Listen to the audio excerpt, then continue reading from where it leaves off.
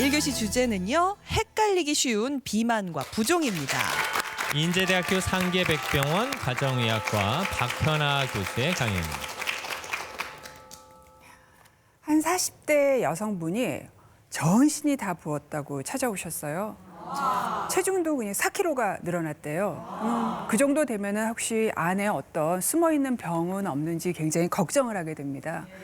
그래서 부었을 때 환자분들한테 하는 간 기능, 콩팥 기능, 소변 검사, 전해질 검사를 다 실시를 했는데 다 너무나 튼튼하게 정상이셨어요. 그런데 왜 이분은 4kg나 체중이 늘었고 많이 부었다고 생각하시는 걸까요?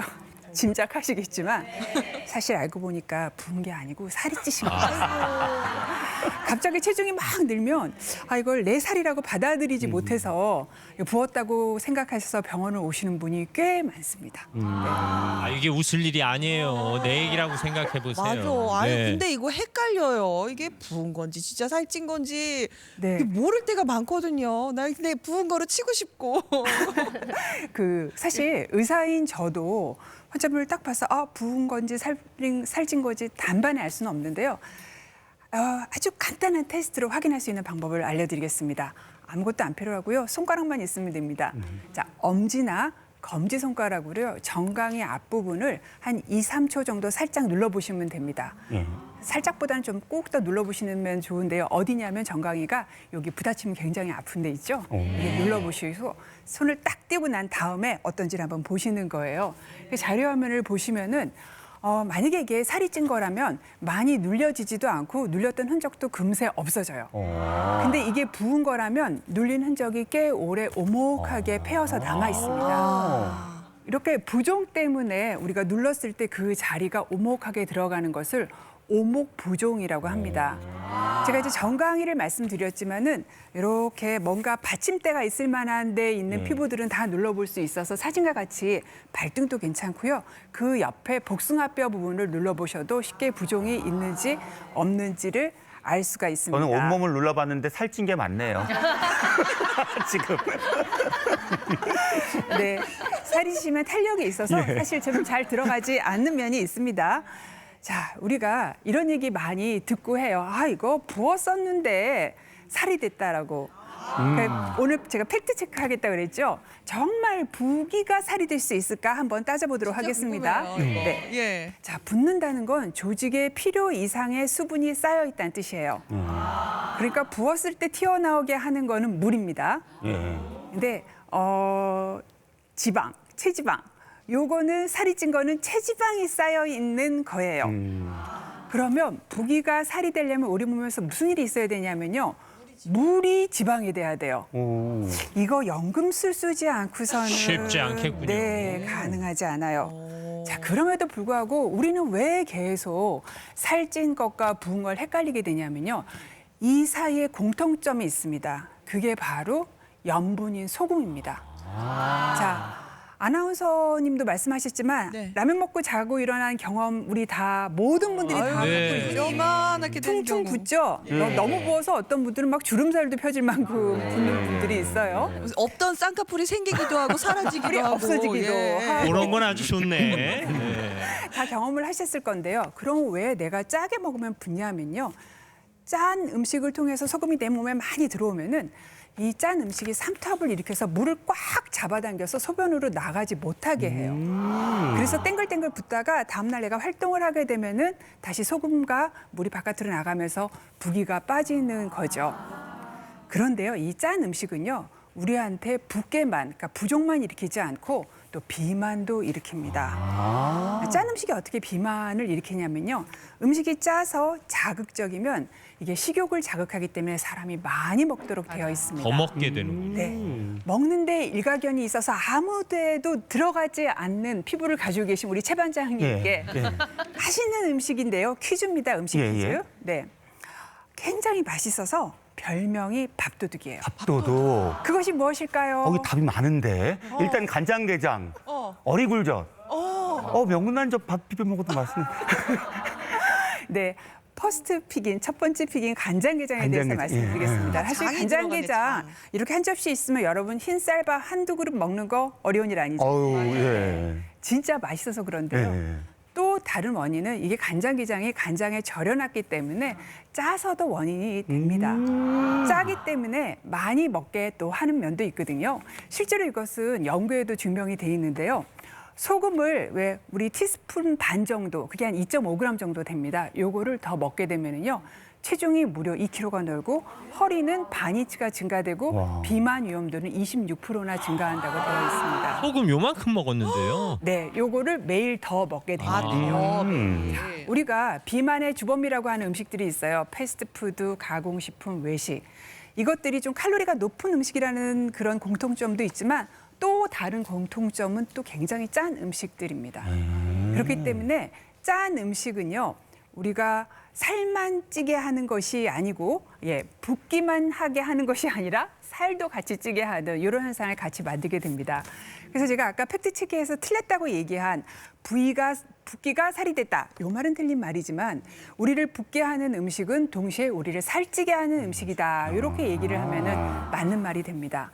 자, 그럼 우리가 붓게 되는 원인은 크게 두 가지예요. 첫 번째는 질병에 의해서 붓는 겁니다. 콩팥이 안 좋거나 간이 안 좋거나 심장이 안 좋아도 부을 수 있어요. 하지만 다행히도 이런 질병에 의한 부종보다는 훨씬 생리적인 부종, 특별히 질병이 없는데 붓는 경우가 훨씬 많습니다. 앞에서 말씀드린 짠 음식 먹는 경우, 그리고 오래 서 있거나 가만히 앉아 있게 되면은요, 다리로 내려갔던 혈액이나 체액이 다시 심장으로 돌아오기 어렵기 때문에 붓게 되고요. 임신을 해서 아기와 아기집이 커져도 눌리기 때문에 다시 심장으로 혈액과 체액이 돌아오기 어렵습니다. 그다음에 이재양 약사님이 얘기하신 약물도 꽤 자주 우리를 붓게 하는 원인이 됩니다. 그럼 이쯤에서 나는 지금 부어 있는 거 아니야? 아침인데 이런 생각이 드시죠? 그럼 이제 가장 먼저 손과 발을 보시면 됩니다. 부종의 증상이 손과 발에 가장 먼저 나타나는 이유는요. 손과 발이 심장에서 가장 멀리 있잖아요. 그리고 이게 또 중력의 영향을 가장 많이 받아요. 그래서 붓게 되면은 뭐 손과 발이 뻑뻑해서 아침에 이렇게 잼잼하기가 약간 불편하다던가, 그다음에 양발을 벗었는데 자국이 굉장히 심하게 나고, 맞아. 아니면은 반지가 잘 안 빠진다거나 또는 신발이 뻑뻑한다거나 이런 증상들이 있으면 부었다고 얘기를 할 수가 있는데요. 그런데 심장에서 가까운 데도 굉장히 유독 잘 붓는 데가 있어요. 자, 눈두덩이, 눈꺼풀입니다. 여기가 붓는 이유는요. 여기 조직이 굉장히 느슨하고 부드럽습니다. 그래서 물이 여기 굉장히 쌓이기 좋은 그런 조건이에요. 네. 아, 우리 양말 자국 같은 거는요. 이렇게 여기 자국이 어느 정도 나야지 묻는 거로 인정할 수 있나요? 그런 질문 굉장히 많이 하시는데요. 일단 양발이 너무 조이는 양발을 신으면 누가 신고 벗어도 다 나고요. 당연히. 조이지 않는 느슨한 양발을 신었는데도 자국이 남아서 그게 수분, 수십 분 진행이 되면은 부종이 있는 거라고 얘기할 수 있습니다.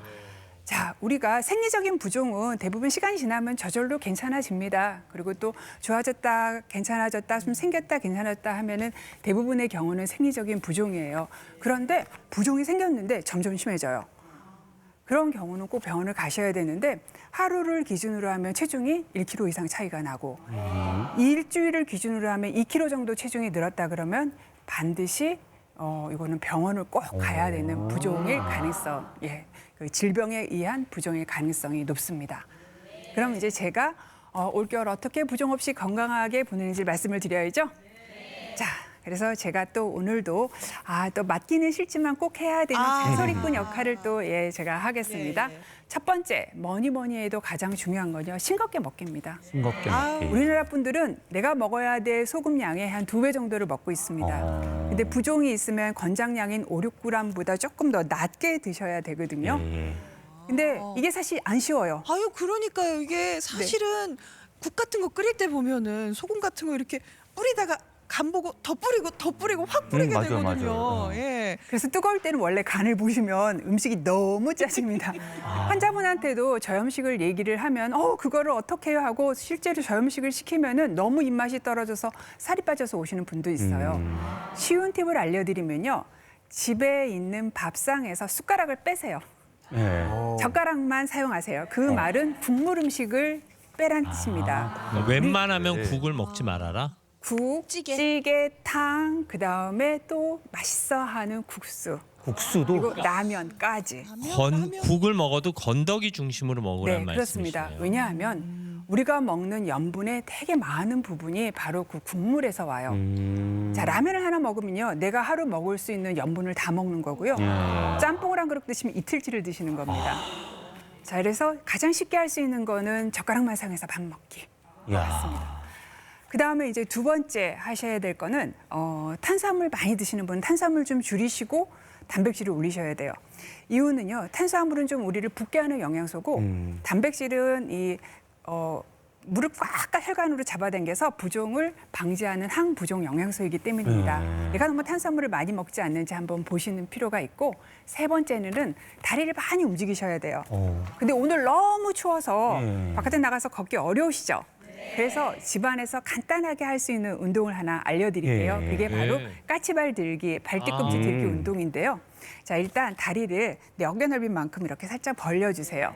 옆으로 살짝 나와서 나오시겠어요? 보여주시면. 그리고 옆에 아니면 치키타 의자 같은 것도 좋고요. 벽도 좋아요. 왜냐하면 다리를 올렸을 때 균형 잡기 어렵거든요. 잡으시고, 자, 다리를 올려주시는데요.